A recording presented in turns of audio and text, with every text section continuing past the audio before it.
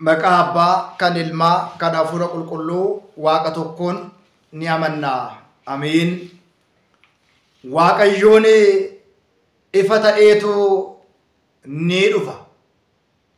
Waaqayyoon ifatti ni dhufa.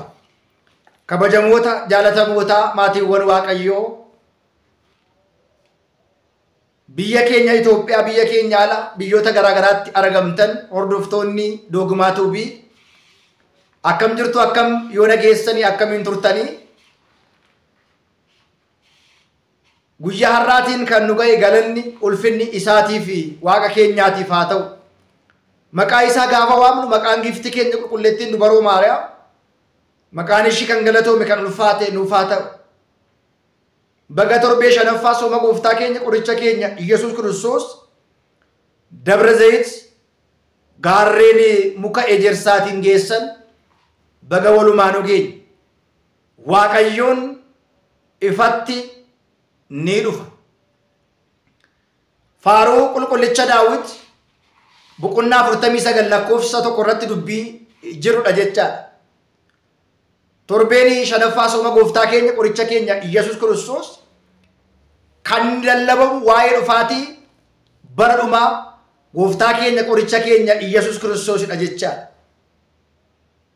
Torbee darbe akkuma waliitiin ilaallee torbeen darbe guyyaan torbeen arfaffaa Matsaaguu jedhamee akkuma seera mana kiristaanaa keenyatti kan beekamu torbeen shanaffaa immoo Dabra Zayit guyyaa dhufaatii gooftaa akkaataan dhufaatii gooftaa fi guyyaa dhufaatii gooftaa maaltu akka ta'uu fi maaltu akka raawwatamu guyyaa itti lallabamudha jechaadha.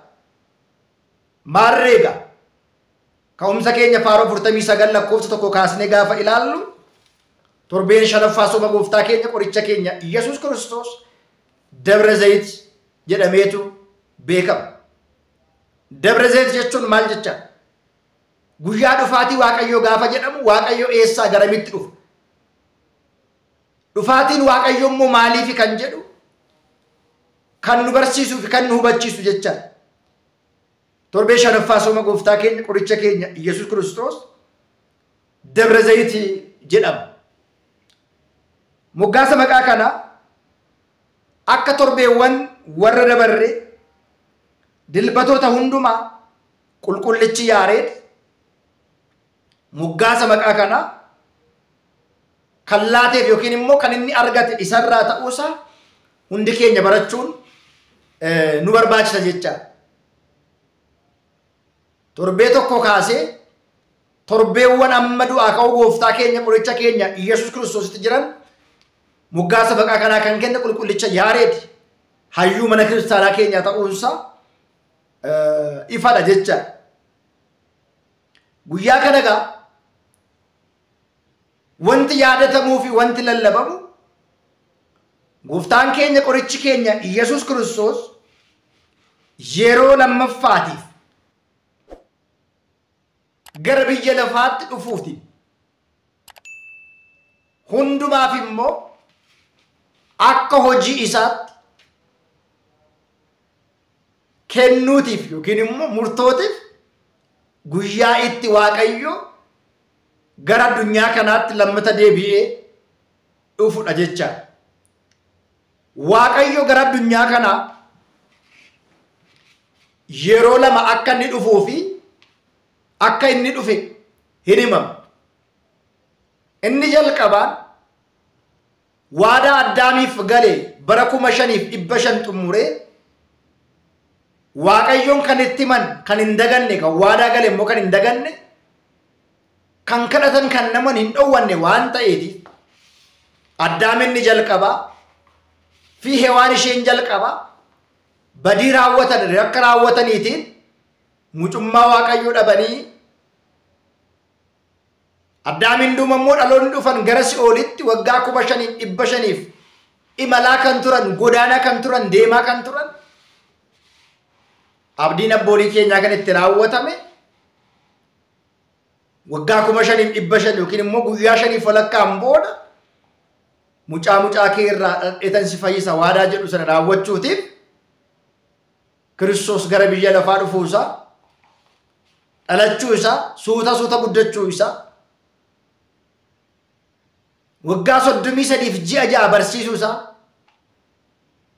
ilmi namaa fooniitiin hojii hojjetu hunda hojjechuu isaa cubbuutiin yakkaatii dhalatti Kiristoos hojii ilma namaa hundumaa hojjete foon ilma namaa uffate gaafa jedhu Kiristoos nama ta'e gaafa ta'u jedhu amala foonii hojii hojjetamu amala fooniitiin hojii hojjetamu hundumaa hojjeteera barsiiseera barateera gaafateera deebiseera naafa diriirseera gooboo diriirseera jaamaa ija bareera du'aa kaaseera beelaa beeluu baaseera dheebotaa dheebuu baaseera dhibamaa gaafateera rakkataa gargaareera wanta inni hin hojjenne tokko illee hin jiru. Dhufaatiin jalqabaa waada addaamiif gale eegee waada addaamiin xumuruudhaaf daabiloosiitiin gorsa daabiloosiitiin kan nurraa fudhatamee jire mucummaa isaa kaleessa dhabnee ture nuu deebisuudhaaf ofitti nu araarsuudhaaf ijoollee isaa nu taasisuudhaaf Kiristoos jalqaba gara biyya lafaa kana dhufe nu fayyisuuf jireenya bara baraa nuu kennuuf mucummaa keenya jalqabaa nuu kennuudhaaf jireenya bara baraa akka argannuuf ijoollee isaa akka taanu faarfattuu maqaa isaa dhaaltuu mootummaa isaa akka taanu Kiristoos foon ilma namaa uffatee dhalatee suuta guddatee barsiisee cuuphamee guyyaa jimaataa fannoo jiidhaa baatee badiif yakka malee balleessaa tokko malee isa irratti murtaa'ee addunyaa kana bilisa addunyaa kana fayyina kenneefi tokko waa'ee hundumaatiif du'uusaa jaalalaan diinota isaa taanee otoo jirru otoo nuti hin jaalatin qulqullummaa otoo hin qabaatin yakka badii otoo hin qabaatin tokkichi hunda kanaaf addunyaa kanaaf du'uusaa dhufaatii isa jalqabaati. Dhufaatiin Kiristoos inni jalqabaa garuu isa kana gaafa ta'u inni lammaffaa garuu dursee barsiiseera nurraa dhalateera nuuf du'eera nuuf dheeboteera nuuf garabafeera nuuf hidhameera nuuf rakkateera amma garuu gooftummaa isaatiin waaqummaa isaatiif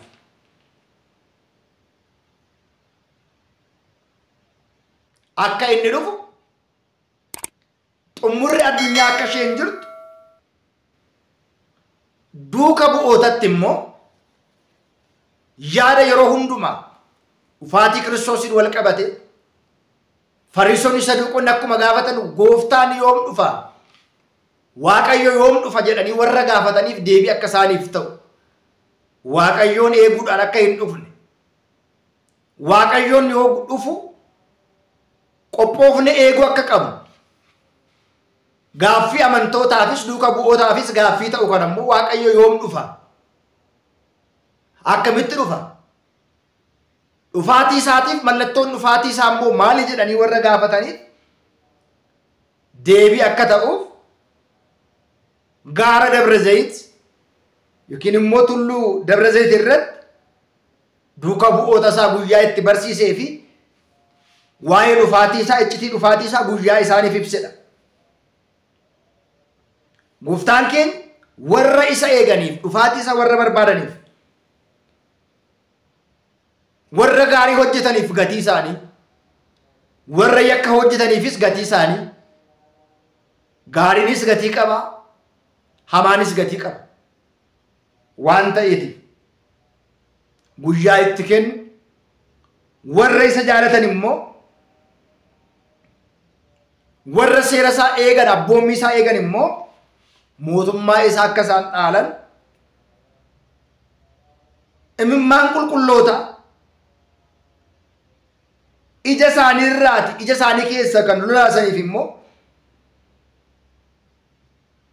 waa'ee badii isaanii warra bo'aniif warra Waaqayyoon jiraataniif immoo guyyaa murtoo itti murteessu qulqulloota guyyaa itti mirkaneessu yakkamoota guyyaa itti itti dheekkamu dhufaatii isaa yaadachuutiin manni kiristaanaa uumaa ishee galateeffatti. Yaareed isa kana gaafa ibsu faaruu isaa keessatti faaruudhaan caqasee guyyaa kana akka faarfatamuuf waan ta'uu fi waan raawwatu hundumaa jechoota guyyaa kana jedhaman Dabra Zayit akka jedhu moggaasa kana kenneeraaf jedhu. Qulqullichi Daawit maal jedha? Enza yinabbir egzi'ine wussa Dabra Zayit, gooftaan keenya Dabra Zayit taa'ee osoo jiru, tulluu Dabra Zayit irra taa'ee osoo jiru qofaasaa gaaffii isaan gaafatan. Qulqullichi Daawit maarree እግዚአብሔር ይስጋደ ይመጽእ አምላኪነ ኢያሬምም እሳት ነድቅድመው ዋቀዮ ህንዱፋ ይንጨልሱ ኢብድ ፉለ ሳት ቦባአ ኢብድ ጩበሞታ ጉቡ ኢብድ ጩበሞታ ኛጡ ኢብድ ጩበሞታ በቆና ኢሳን ዶርቁ ተዝገቢ ኢሳን ዶርቁ ፉንድረ ሳት ህን ቦባአ ኢብድ ኩን ጩበሞታ ካንጉ ቁልቁሎታፍ ካኔፉ Cubbamootatti kan dukkaneessu qulqullootatti garuu kan ifu ibidda qulqulloota gubuu fi qulqulloota ifuu fi cubbamoota gubu akka inni ta'e qulqullichi Daawit faaruu 49 lakkoofsa 3 irratti እግዚአብሔር ይስጋደ ይመጽእ አምላኪነ ኢያሬምም እሳት ነድቅድመው jechi kun akkam jecha ulfaatudha. Jechi kun jecha baay'ee ulfaataadha. Ibiddi kun ibidda har'a boba'ee bor dhaabu miti. Ibiddi kun yeroodhaan boba'ee yeroodhaan kan dhaabu miti. Ibidda bara baraatiin hin dhaamne. Abbooliin keenya gaafa dubbatan tuluu የማያንቀላፋ እሳቱ የማይጠፋ jedhu. Raammoon isaa kan hin rafne ibiddi isaa kan hin dhaamne bara baraan cubbamoota gubaa kan jiraatu jechi kun baay'ee ulfaata. Tuluu የማይተኛ እሳቱ የማይጠፋ ትሉ የማያንቀላፋ እሳቱ የማይጠፋ የዘላለም እሳት ibidda በረበራ ibiddi kun ibidda ulfaata ibidda biyya lafaan garaagarummaa qaba ibiddi waaqayyoo kabbaadii ulfaata waan ta'eeti maarreega hiikaan kana maalidha jennee gaafa ilaallu faaruun guyyaa kana faarfatame ኢየሱስ ክርስቶስ ዋዬ ዱፋቲ ኢሳ ከን ሁበቺሱ ዋዬ ዱፋቲ ኢየሱስ ክርስቶስ ከን ሁበቺሱ ከኑፍ ምርከኔሱ ደጀቻ ዋቀዮ ኢልሚ ፎን ዱበሮ ማርያምን ኡፈቴ ዱፋ ዱፌስሞ እንጨልሱ Saafonni fi fariisonni warri of jaallatan isaaniif nan gadda jechuudha isaaniin komataa wangeela sin barsiisa. Waaqayyo ilmi gooftummaa isaatiin lammata dhufa akkuma sila isinitti hime jecha dhufee sin callisu qulqullootaan isin eebbifamtoota abbaa koo gara koo koottaa jedheetu waamaani cubbamoota immoo isin abaaramtoonni asii deemaa jedheetu isaaniin gaggeessa gara ibidda bara baraatti fuula isaatti immoo ibiddatu boba'a jechuudha. Qulqulloonni kan itti fayyan cubbamoonni kan itti murteeffamu kan ittiin badan dheekkamsa isaa guyyaa itti buusudha guyyaan kun jechuudhaan qulqullichi Daawit bal'inaatiin kaa'ee jira jecha. Dabra Zayit waliitiin kan wal qabate